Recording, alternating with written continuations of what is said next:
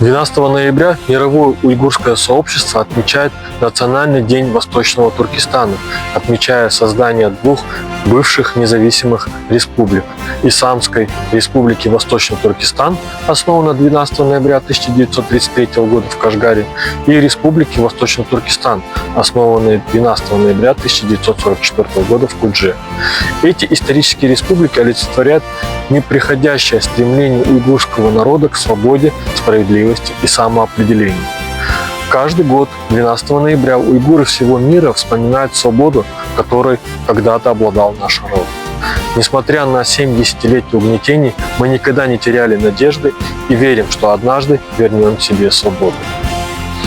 С момента оккупации Восточного Туркестана Коммунистической партии Китая в 1949 году уйгурский народ десятилетиями подвергался систематическим преследованиям.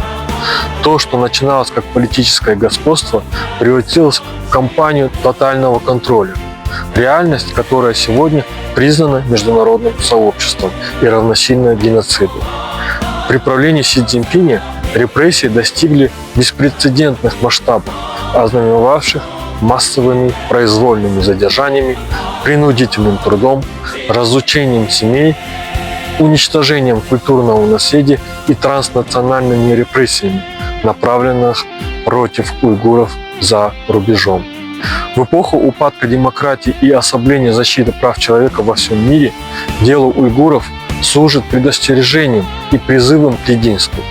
Если авторитарные репрессии останутся без ответа в Восточном Туркестане, они неизбежно затронут и других. Сегодня защита прав уйгуров означает защиту принципов и свободы, справедливости для всего человечества.